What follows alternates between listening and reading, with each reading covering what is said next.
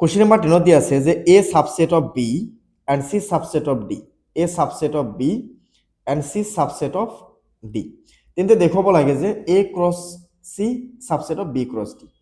আমাক কি প্রুফ কৰিব লাগে যে A cross C টো সাবসেট হয় কাৰ B cross D.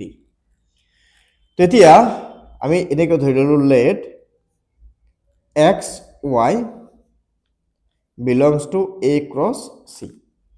এটো ধৰি লৈছো। তেতিয়াহ'লে আমি ইয়াৰ পৰা কি ক'ব পাৰি ইয়াৰ পৰা আমি ক'ব পাৰি তো x টো ক'ত আছে হয় a ত আছে and y টো ক'ত আছে c ত আছে। এতিয়া চোৱা আমাক দিয়া আছিল কি a টো ক'ত আছে b ত সোমাই আছে তাৰ মানে যদি এইটো যদি x হয় তেতিয়াহ'লে এইটো a সেট মানে এইটো হৈছে এলিমেন্ট এইটো হৈছে সেট আকৌ এই a টো সোমাই আছে ক'ত b ত। সিমিলারলি এই y টো যদি সাপোজ ইয়াতে c সেটত আছে আকৌ c টো সোমাই আছে ক'ত c টো সোমাই আছে d ত। তেতিয়াহ'লে অবভিয়াসলি x টো ক'ত সোমাই আছে b ত সোমাই আছে তেতিয়াহ'লে এটোক আমি এনেকে b ক'ব পাৰি। সিমিলাৰলি c টো ক'ত সোমাই আছে d তেতিয়াহ'লে ইয়াৰ পৰা আমি চেঞ্জ কৰি d ক'ব পাৰি d ক'লো তেতিয়াহ'লে আমি ইয়াৰ পৰা কি লিখিব পাৰি x, y এই গোটেই বস্তুখিনি ক'ত সোমাই আছে b ক্ৰছ d ত সোমাই আছে ঠিক আছে। সো দিয়াৰ পৰা আমি ক'ব পাৰি therefore A cross C is subset of B cross D. হৈ গ'ল কোৱেশ্চন নাম্বাৰ 10 ৰ সমাধান। এতিয়া চাওঁ আমি কোৱেশ্চন নাম্বাৰ 11 তোমাক কি কোৱা হৈছে। তো চোৱা কোৱেশ্চন নাম্বাৰ 11 তোমাক দিয়া আছিল ইয়াতে কোৱেশ্চন নাম্বাৰ 11 যে A cross B দিয়া আছে ইয়াতে A cross B আমাক ইয়াতে দিয়া আছে M1 M3 M3 N1 M2 N2 তেতিয়াহ'লে A আৰু B সংহতি দুটা উলিয়াব লাগে। ইয়াতে কি আছে m আছে 1 আছে ইয়াতে কি আছে n আছে 3 আছে ইয়াতে m আছে কি আছে 3 আছে নেক্সট কি আছে n আছে কিমান আছে 1 আছে নেক্সট কিমান আছে m আছে কিমান আছে 2 আছে তাৰ পিছত কিমান আছে n আছে 2 আছে।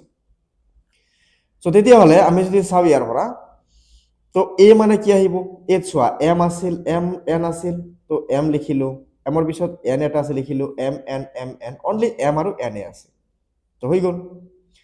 b ত কি আছে সো এবাৰ 1 দেখা পাইছো এবাৰ মাজতে ইয়াতে 2 দেখা পাইছো এবাৰ 3 দেখা পাইছো।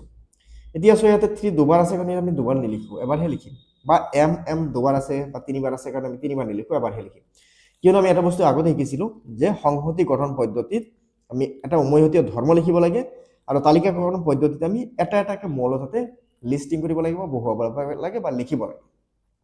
ওকে তো হৈ গ'ল কোৱেশ্চন নাম্বাৰ 10 ৰ সমাধান। এতিয়া আমি কোৱেশ্চন নাম্বাৰ 11 তোমাক কি দিয়া আছে তো চোৱা কোৱেশ্চন নাম্বাৰ 11 11 নহয় 12 ত কি দিয়া আছে যে যদি a আৰু b দুটা অৰিক্ত সংহতি a cross b is equals to a cross c তেন্তে দেখাব লাগে যে b is equals to c। আমাক ইয়াতে কেনেকৈ কৈছে যে a আৰু b দুটা নন এম্পটি সেট মানে এই দুটাত এলিমেন্ট আছে a cross b to a cross c ৰ সমান হলে b আৰু c সমান বুলি আমাক দেখাব লাগে। তো আমি এনেকৈ ধৰি লও যে let y belongs to b ধৰি লৈছো y to b ত আছে ওকে।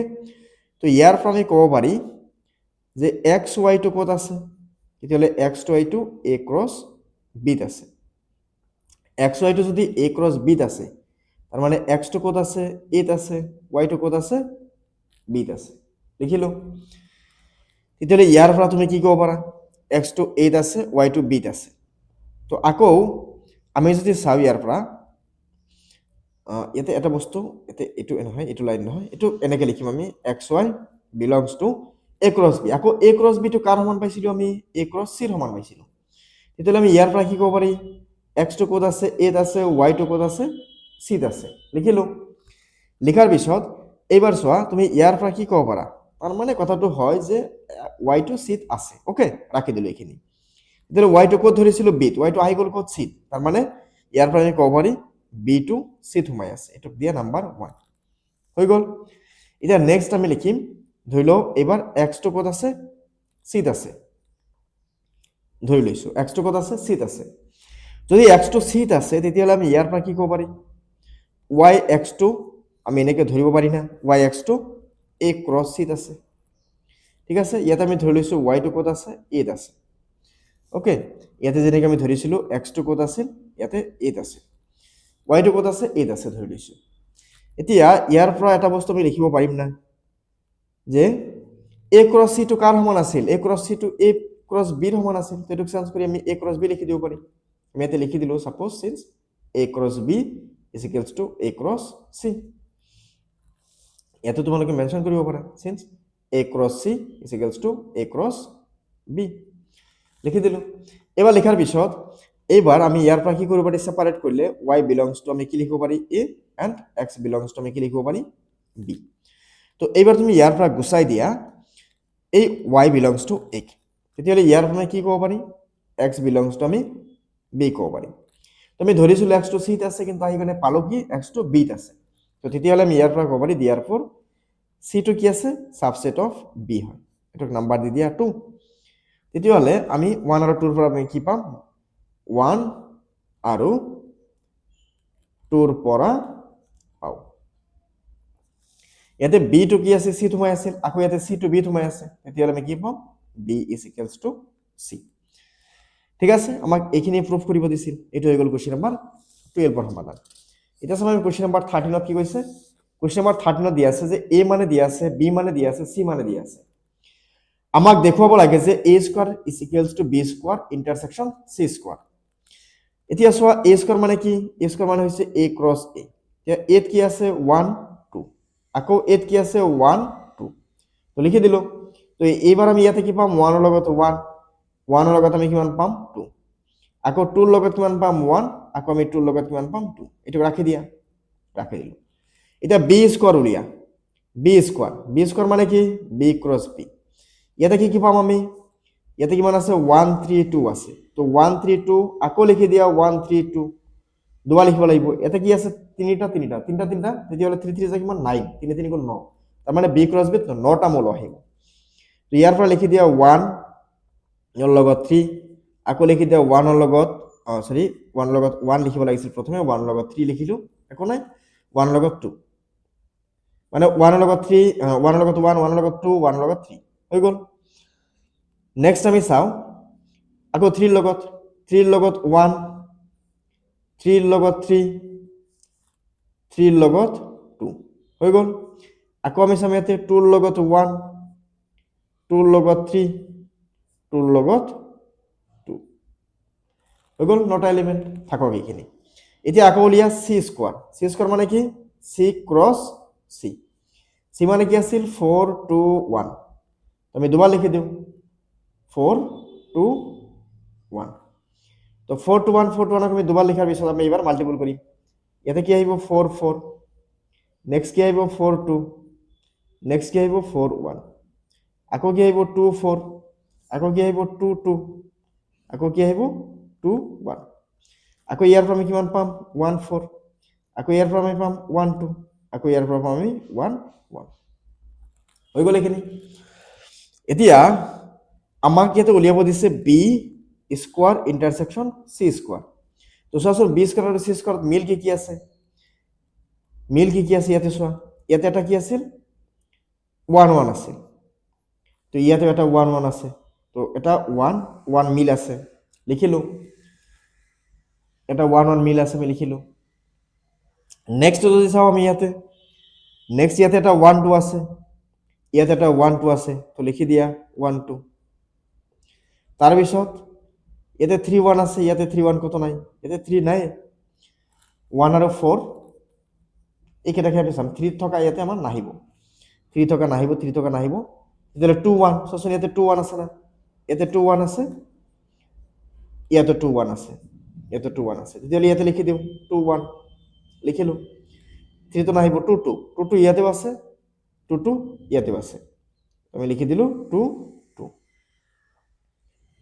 আমি এইখিনি পালো সো ইয়াৰ পৰা আমি ক'ব পাৰি যে সাপোজ এটুক আমি কলো নাম্বার 1 এটুক কলো নাম্বার 1 এটুক কলো নাম্বার 2 এতিয়ালে আমি ইয়াতে লিখিম যে 1 আৰু 2 ৰ পৰা পাও 1 আৰু 2 ৰ পৰা আমি কি পাম a square is equals to b square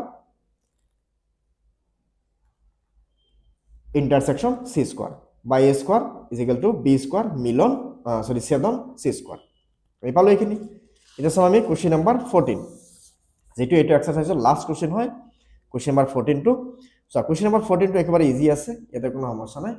ইয়াতে কি কৈছে যে এ মানে যদি 0 1 হয় তেন্তে এ ক্ৰছ এ উলিয়াব লাগে।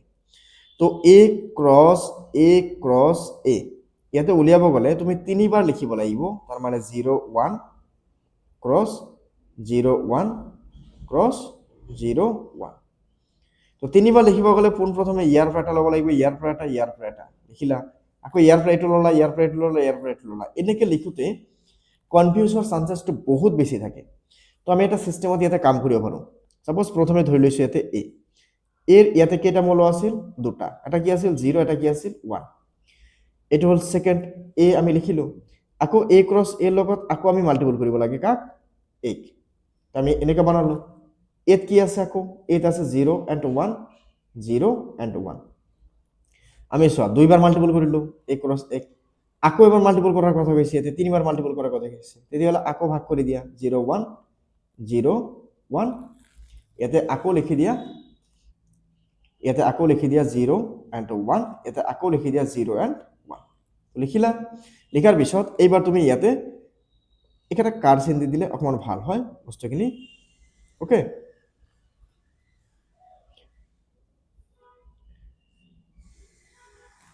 তেতিয়াহ'লে আমি যদি চাওঁ, ইয়াতে চোৱা তুমি ইয়াতে যদি আহিব যোৱা ক'ৰ পৰা? ইয়াৰ পৰা।